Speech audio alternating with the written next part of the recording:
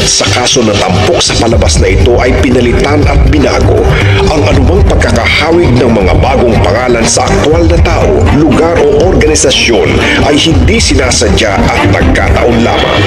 Magandang hapon mga ka-brother. Ako po si Attorney Jopet Season. At ako naman si Attorney Jose Season.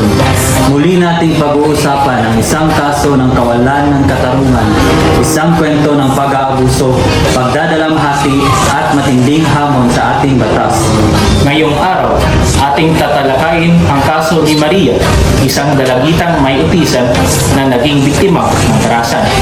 Sa kanyang kondisyon, mas nangangailangan siya ng pangunawa at proteksyon. Ngunit sa halip, nakaranas siya ng pang-aabuso at agresyon mula sa taong dapat ay nag-aalaga sa kanya. Sa ating batas, may mga espesyal na proteksyon para sa mga taong may kapansanan, lalo na sa may mga autism spectrum disorder. Ngunit sa harap ng trahedya at matinding pighati ng kaniyang pamilya, sapat nga ba ang mga ito upang bigyan siya ng hustisya? Sa larangan ng pangangalagang pangkalusugan, may mga legal at ethical na alituntunin na dapat sinusunod upang mapanatili ang dignidad at kaligtasan ng isang pasyente, lalo na ng mga may espesyal na pangangailangan. Ngunit, paano kung mismo ang sistema ay nagkukulang? Ano ang pananagutan ng mga taong lumabag sa kanyang mga karapatan? Paano natin mapapanagot ang mga may sala at mapapanatili ang proteksyon sa mga tulad ni Maria? Alamin natin ang kanyang kwento, ang mga legal na isyu at ang mga hakbang na maaaring gawin upang matulungan ang mga biktima ng karahasan. Dahil sa programang ito, ipaglaban mo!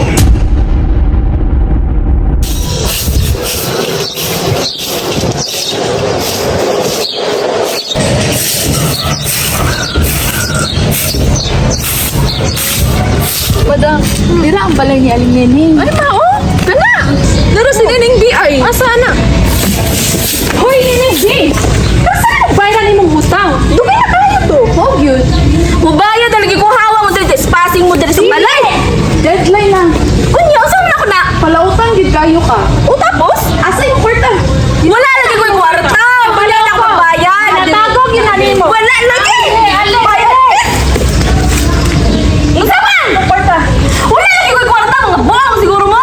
Pagbayad na lagi. Pagbayad na lagi. Sige na, igawas na yung kwarta. Wala lagi ko yung kwarta. Dugay na kayo to. Magbayad na lagi ko. Pagulat na mo. Sige, sige sa kaminaw. Agay!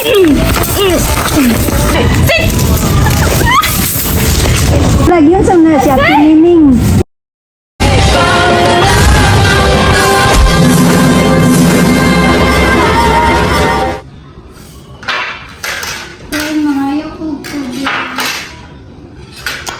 Pastilan, magtinanga, araman! Ang galing.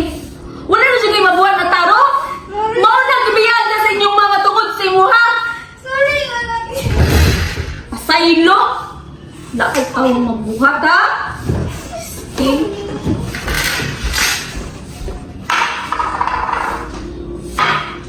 Hipusan ang pagkaon, wala kayo makaunturod na adlaw. Wala kayo mabuhat na taro, ha? Maria, ano natabangan mo, Igson? Kung atagan niyo mo nagpagkaon, pati ka mo duha, walay makaon. Ba na lang. Magilok na po daw kong manghudla. Paghilom!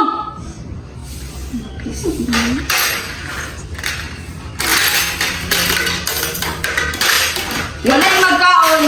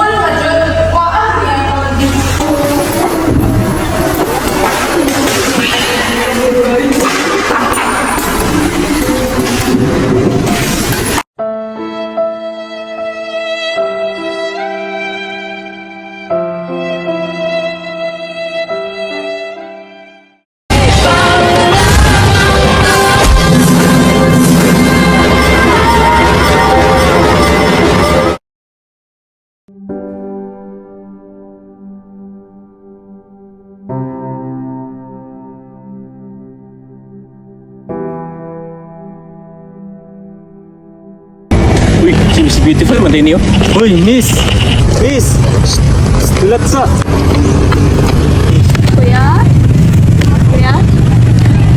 Ganun man, miss! Miss, tulat sa ni! Gusto namin may Yan, tulat wala ikaw. mo! Kuya, gusto na akong kunin. Yan na, wala ikaw. Malipan ni nanani. Kuya!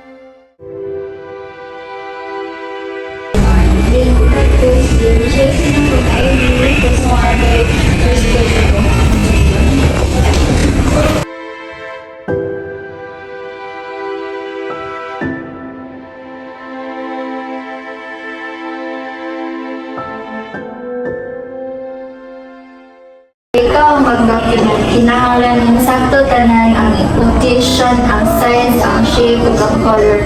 Dapat dili ta maghimo og assumption na kung unsang atong na-observe mao gid ato document.